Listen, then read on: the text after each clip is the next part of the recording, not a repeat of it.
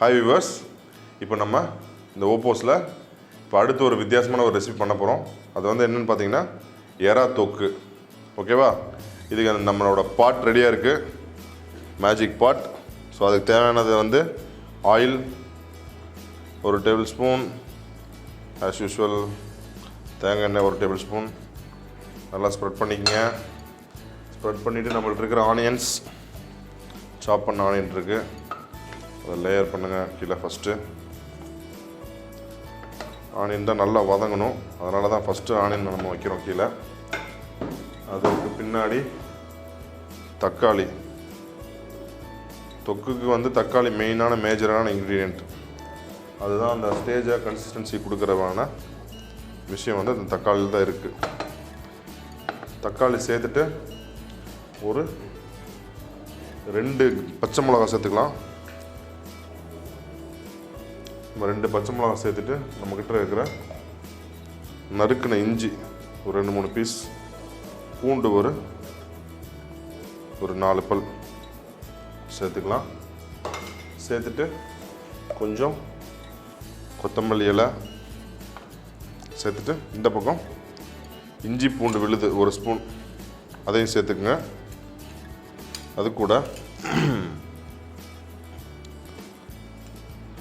மிளகாத்தூள் ஒரு 2 டீஸ்பூன், மஞ்சத்தூள் ஒரு 1/2 டீஸ்பூன், அப்புறம் மல்லித்தூள் ஒரு 1 டீஸ்பூன் சேர்த்துட்டு கொஞ்சம் சோம்பு, கொஞ்சம் சீரகம் இதெல்லாம் சேர்த்துட்டு கடைசியாக நம்ம இந்த இறாலை வந்து மேலே வச்சிடலாம். இறால் மேலே வச்சுட்டு கொஞ்சம் கருவேப்பிலையும் நம்ம இது கூட போட்டுடலாம். போட்டுட்டு ஒரு 1/2 டீஸ்பூன் ஆயில்.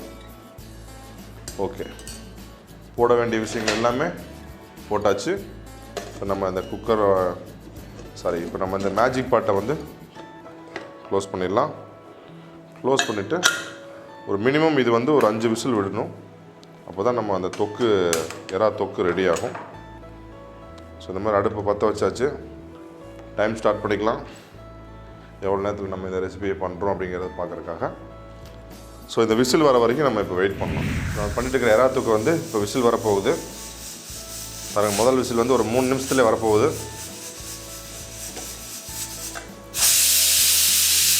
விசில் வந்துருச்சு. ஸோ நல்லா மசாலா கூட சேர்ந்து இந்த ப்ரான்ஸ் வந்து நல்லா குக் ஆகிட்டுருக்கு.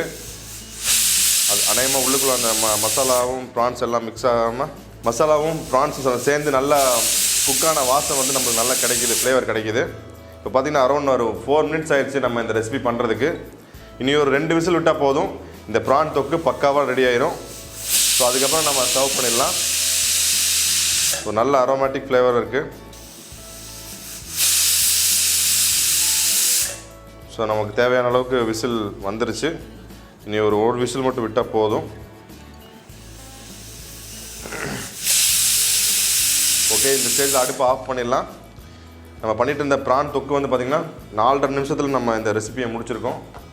இப்போ பேலன்ஸ் இருக்கிற அந்த ஏரை ரிலீஸ் பண்ணிடலாம்.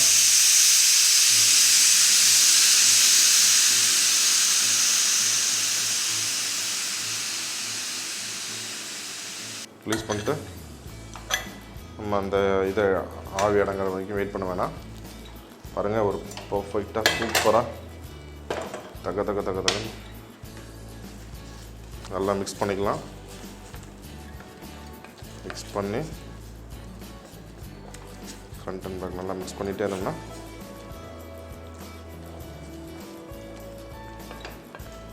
லைட்டாக கொஞ்சம் வாட்டரியாக இருக்குது. அது வந்து நம்ம இதை அப்படியே நம்ம மூடி வச்சோம்னா அது ஆட்டோமேட்டிக்காக செட் ஆயிரும். ஸோ இந்த ப்ரான் தொக்கு ரெசிபியை நீங்கள் கண்டிப்பாக உங்கள் வீட்டில் ஓப்போஸ் மெத்தடில் செஞ்சு பார்த்து எல்லாத்துக்கும் சர்வ் பண்ணி என்ஜாய் பண்ணுங்கள். ஸோ இப்போ இந்த மூடி வச்சிட்டேன், லைட்டாக கொஞ்சம் வாட்டர் இருக்குது, அது தண்ணி தானாக செட் ஆயிரும்.